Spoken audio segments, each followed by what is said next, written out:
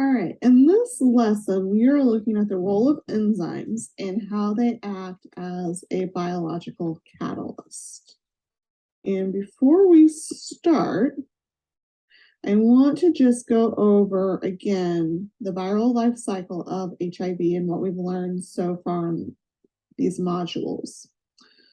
So here we have our HIV, and then here we have our host cell. And step one is where we have basically the attachment of HIV with the host cell. And once that happens, we move to step two, which is fusion. And this is where HIV basically is unloading its viral core into the host cell. So you might be thinking, okay, what was involved with the viral core of HIV? So as a little reminder, that viral core consists of two single RNA strands. So we have one here. We also have the one here. And then we also have three different enzymes. And those three different enzymes were protease, integrase, and reverse transcriptase.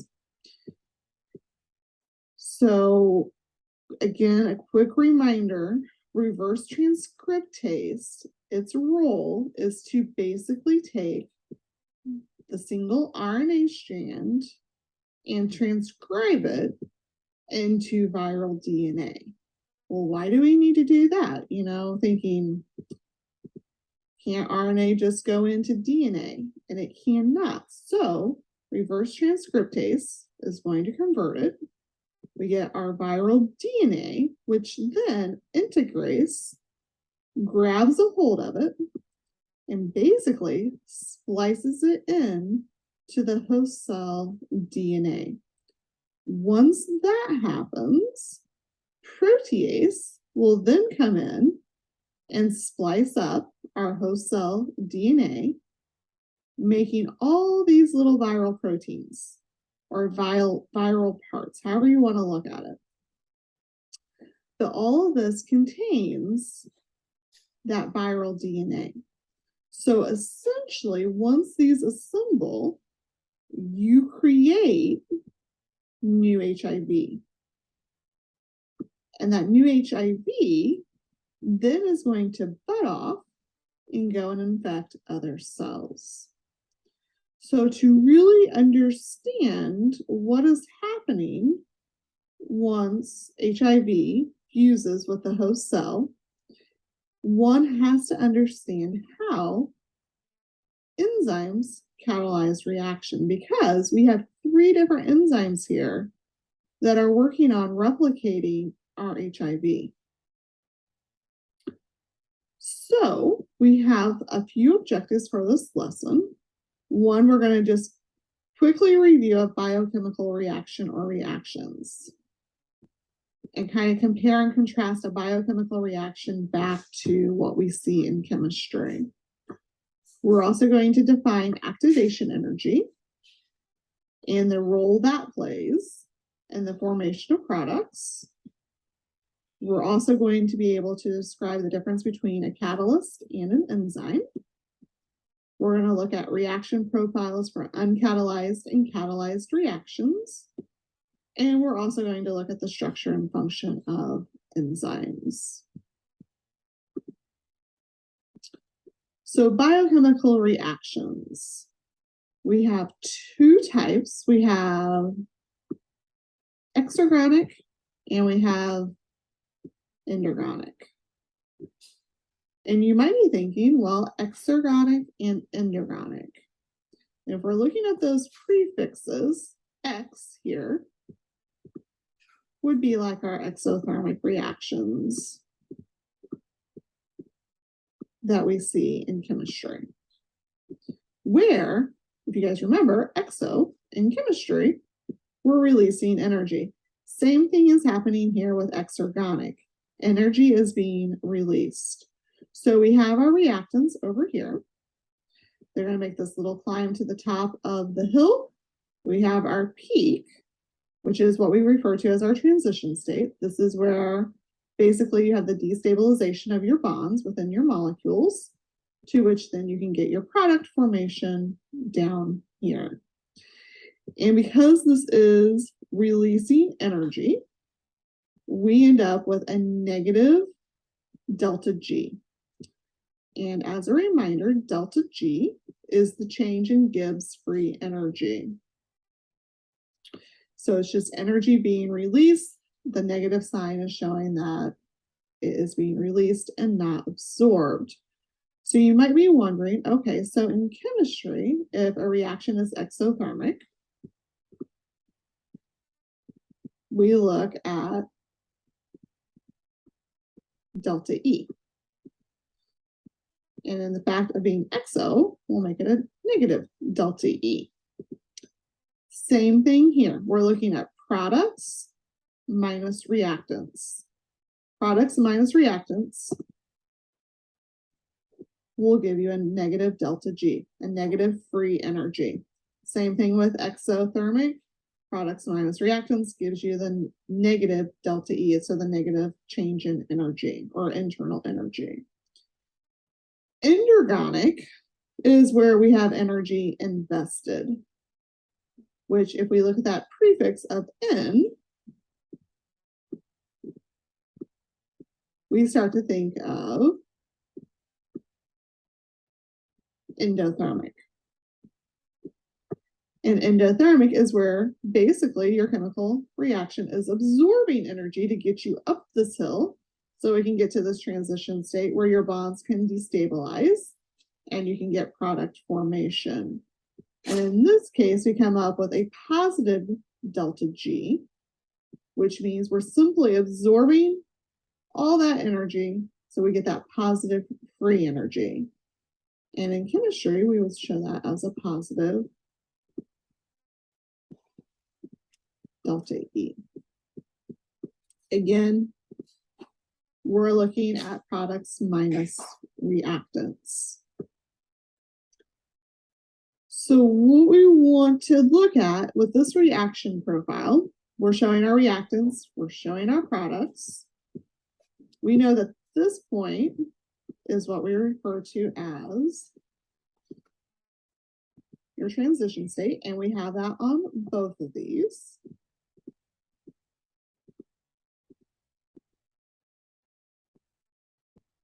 But what is this area in here?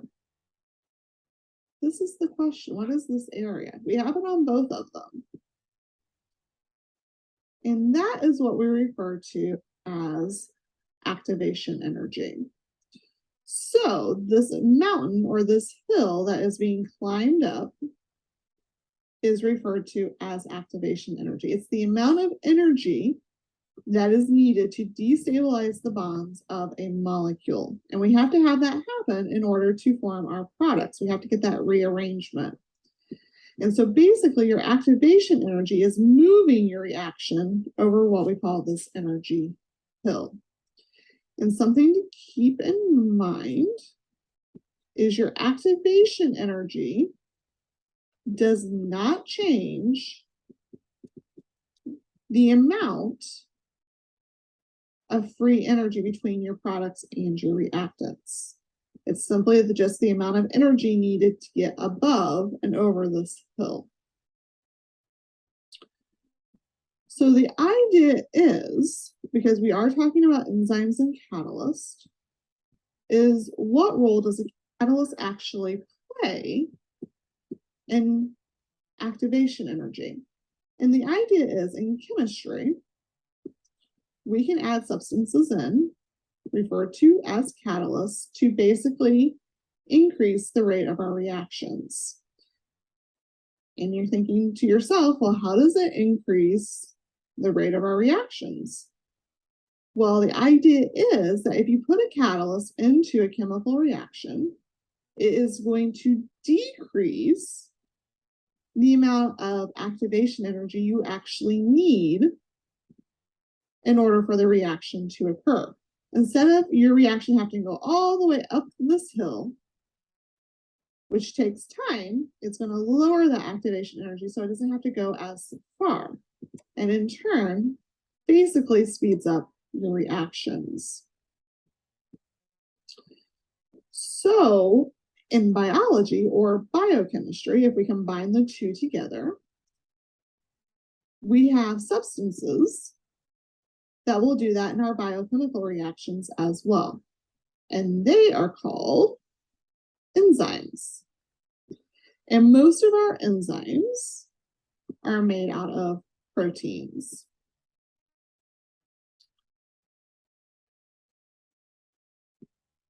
So what our enzymes are going to do, they function just like a chemical catalyst in the fact that they're going to bind to the reactant molecules and hold them in such a way to make sure the chemical bond breaking and form processing takes place more easily.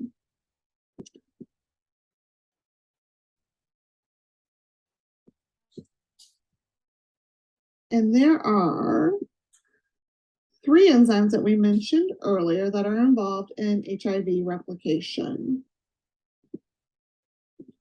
We have reverse transcriptase, which is this one up here in the upper right. We have integrase here in the middle. And we have protease down here on the bottom. And if we notice, and the reason I put this slide in was for us to actually just take a chemical look at the makeup of these enzymes.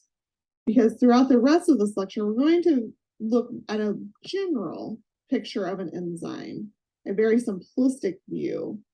But we need to understand that these enzymes are very complex, that there's a lot of different moving parts that go into them, and that they vary in their structure, and they're also going to vary in their function.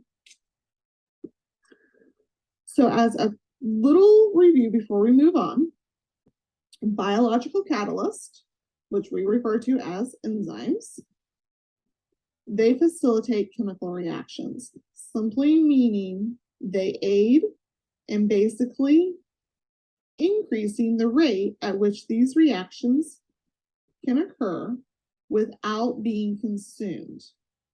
So our enzymes can be used over and over and over again.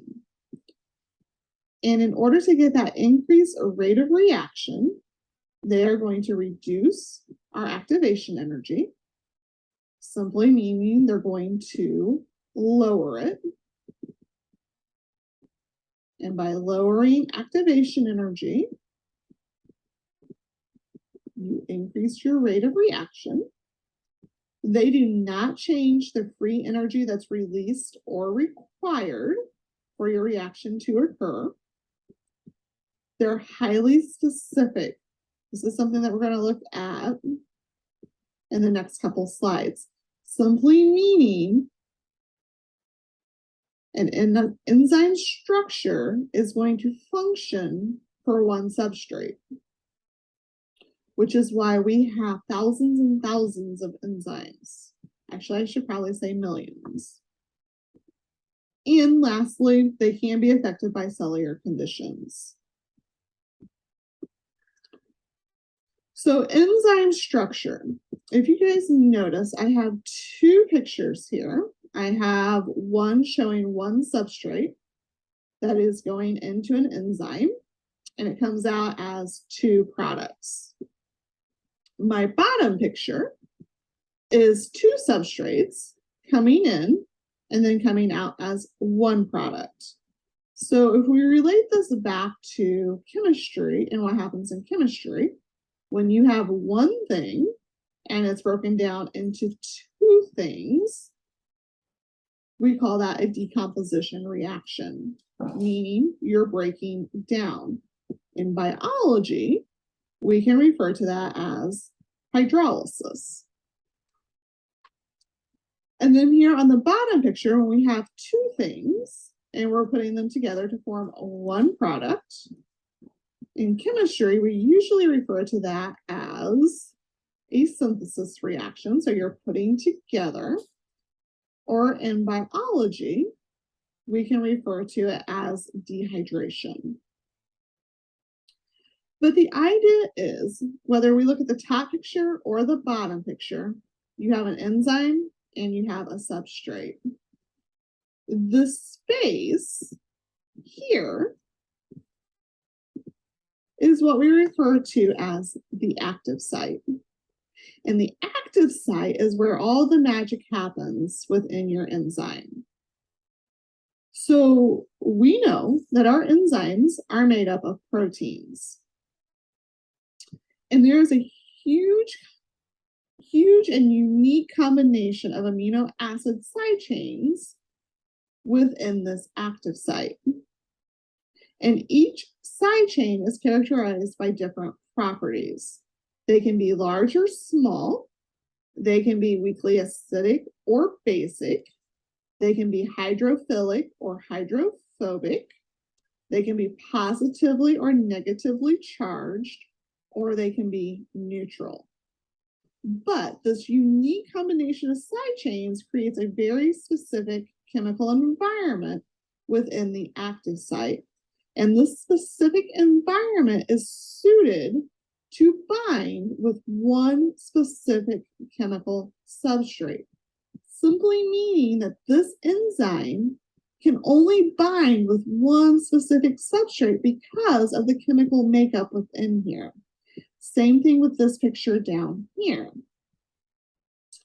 And the chemical properties that emerge from this particular arrangement of amino acid R groups within the active site create the perfect environment for an enzyme-specific substrate to react. So earlier we talked about an enzyme binding and holding tightly to a substrate. That's what we're referring to here. This is where we get that enzyme substrate complex, or what we refer to as ES. And this is what's going to lower your activation energy. And this is going to promote rapid progression in multiple ways. So in this case, we're getting that decomposition, or we're getting that breakdown into two products. Here, we're binding the two things, and it's coming out as one.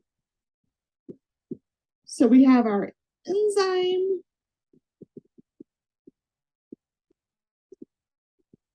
plus our substrate going to our enzyme substrate complex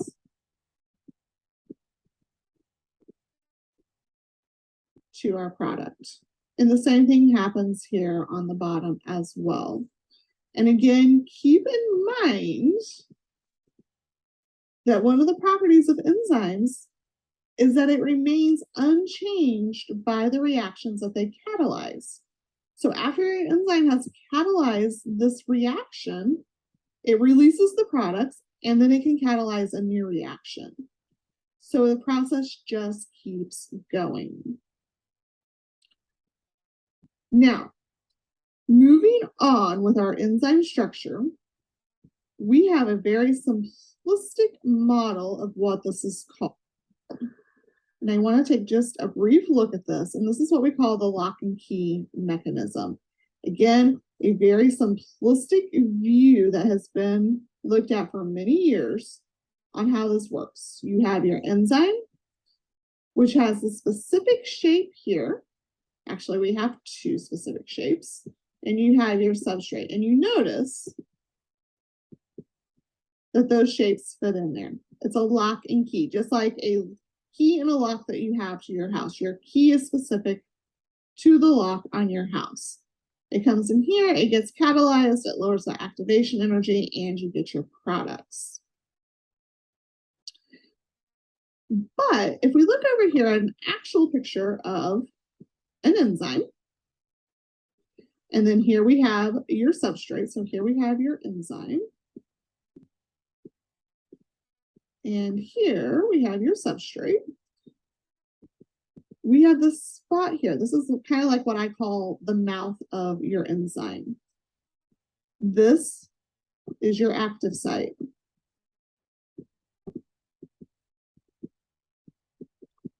So your substrate is going to fit in here. But you might be thinking to yourself, well, this doesn't necessarily look like this will fit in here. It's not as simplistic as what this picture over here is. But as we notice, your substrate goes into the mouth and your enzyme wraps around it. You see that binding and you see the holding of the substrate. So the substrate is going to get catalyzed, the reaction is going to occur, and more than likely we don't see the next process, but this is probably going to release out in more than one product. This model here is like what we refer to as the induced fit model, where you have your enzyme, and if you notice, your shape here is not the same as your shape here, but they're very similar. Same thing here and here. So what we have instead is a more current model, which we call the induced fit model, which is describing a more dynamic binding between enzyme and substrate when they come together, which causes a mild shift in your enzyme structure that forms an ideal binding arrangement between your enzyme and your substrate, to which, in this case, because we have two substrates coming together, you get that one nice product formed. So this ends the lesson on enzymes and their role as a catalyst. And what we're looking at doing next in the lesson is taking a closer look at reverse transcriptase and how exactly it functions to take that single strand of RNA and convert it to our viral DNA.